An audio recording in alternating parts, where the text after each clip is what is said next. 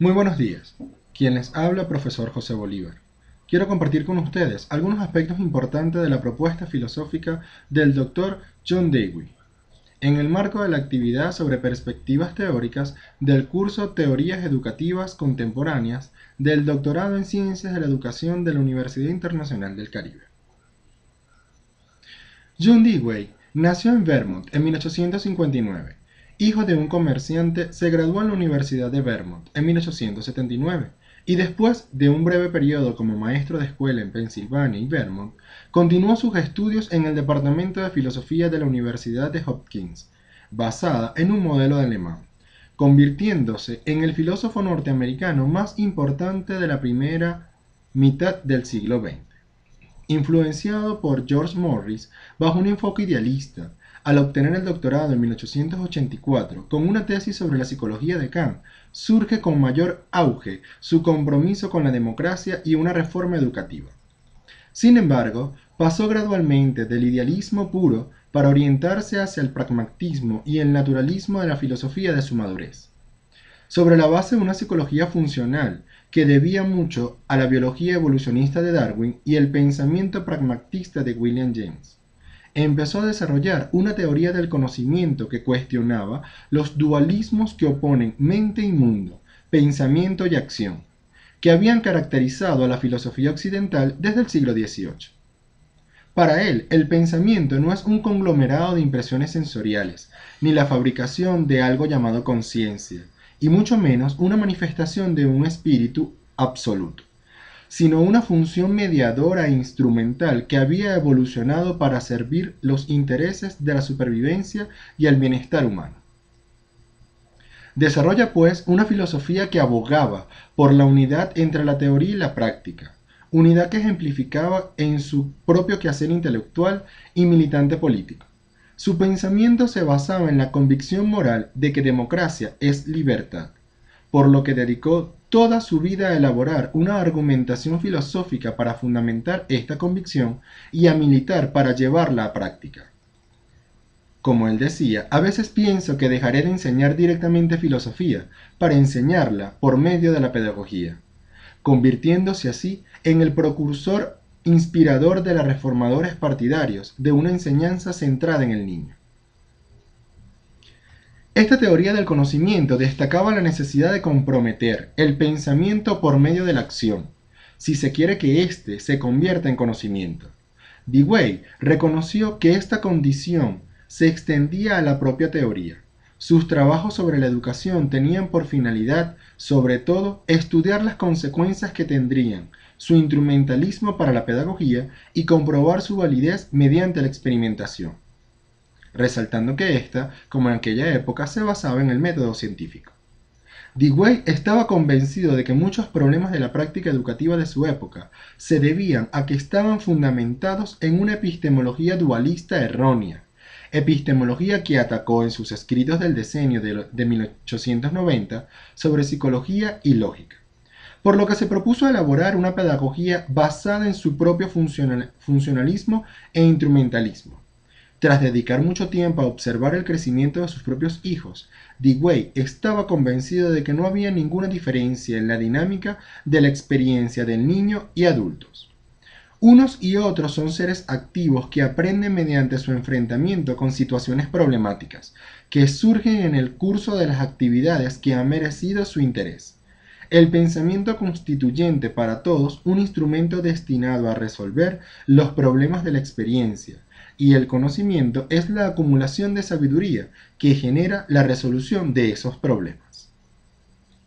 Observaba que si como él muchos grandes filósofos se interesan por los problemas de la educación, ya que existe una estrecha y esencial relación entre la necesidad de filosofar y la necesidad de educar. Si filosofar es sabiduría, la visión de una mejor manera de vivir, la educación orientada conscientemente constituye la praxis del filósofo. Si la filosofía ha de ser algo más que una especulación ociosa e inverificable, tiene que estar animada por el convencimiento de que su teoría de la experiencia es una hipótesis que solo se realiza cuando la experiencia se configura realmente de acuerdo con ella, lo que exige que la disposición humana sea tal que se desee y haga lo posible por realizar este tipo de experiencia. Dewey afirmaba que los niños no llegaban a la escuela como limpias pizarras pasivas, en lo que los maestros pudieran escribir las lecciones de la civilización. Cuando el niño llegaba al aula ya es intensamente activo, y el cometido de la educación consiste en tomar a su cargo esta actividad y orientarla. Cuando el niño empieza su escolaridad lleva en sí 4 impulsos innatos: el de comunicar, el de construir, el de indagar y el de expresarse de forma más precisa, que constituyen los recursos naturales, el capital para invertir, de cuyo ejercicio depende el crecimiento activo del niño. También lleva consigo intereses y actividades de su hogar y del entorno en que vive, y al maestro le incumbe la tarea de utilizar esta materia prima orientando las actividades hacia resultados positivos. Es bien conocida la crítica de Dewey a los tradicionalistas por no relacionar las asignaturas del programa de estudio con los intereses y actividades del niño. En cambio, a menudo se pasan por alto sus ataques contra los partidarios de la educación centrada en el niño, por no relacionar los intereses y actividades del niño con las asignaturas del programa. La pedagogía de Dewey requiere que los maestros realicen una tarea extremadamente difícil, que es reincorporar a los temas de estudio en la experiencia. Los temas de estudio, al igual que todos los conocimientos humanos, son el producto de los esfuerzos del hombre por resolver los problemas que su experiencia le plantea. Pero antes de constituir ese conjunto formal de conocimientos, han sido extraídos de las situaciones en que se fundamentaba su elaboración. La confianza de Dewey en los maestros también reflejaba su convicción en el decenio de 1890 que la educación es el método fundamental del progreso y la reforma social. Dewey declaró en 1896 que la escuela es la única forma de vida social, que funciona de forma abstracta y en un medio controlado que es directamente experimental. Y si la filosofía de convertirse en una ciencia experimental, la construcción de una escuela es su punto de partida. Por otra parte, hacía su función en la sociedad y la cultura. El interés temático por las ocupaciones proporcionó no solo la ocasión para una formación manual y una investigación histórica, sino también para un trabajo de matemáticas, geología, física, biología, química, artes, música e idiomas. Como escribió Dewey en la escuela experimental, el niño va a la escuela para hacer cosas: cocinar, coser, trabajar la madera y fabricar herramientas mediante actos de construcción sencillos. Y en este contexto y como consecuencia de estos actos, se articulan los estudios, lectura, escritura, cálculo, entre otros. Es interesante cómo Dewey encuentra una gran pared entre los poseedores del conocimiento de esa época y la justificación que le dan como relación a la teoría o práctica que él proponía, el cual en nuestra época y actualidad en uno de los tantos grandes problemas que enfrenta la educación, particularmente la educación venezolana. Entonces, las críticas de Dewey contra otros reformadores solían recibirse con cortesía, pero apenas sí convencieron.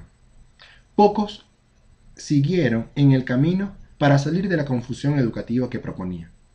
Para la mayoría de educadores constituía una amenaza demasiado grande contra los métodos y las asignaturas tradicionales. Al mismo tiempo, sus consecuencias sociales eran demasiado radicales para los abanderados de la eficiencia científica, y no lo suficientemente radicales para algunos partidarios de la reconstrucción social. Así como dijo el historiador Kleinberg, a pesar de una estatura intelectual, su fama internacional y los múltiples honores que se le rindieron, Dewey no tuvo suficientes discípulos para hacer sentir su impacto en el mundo de la práctica educativa. Muchas gracias.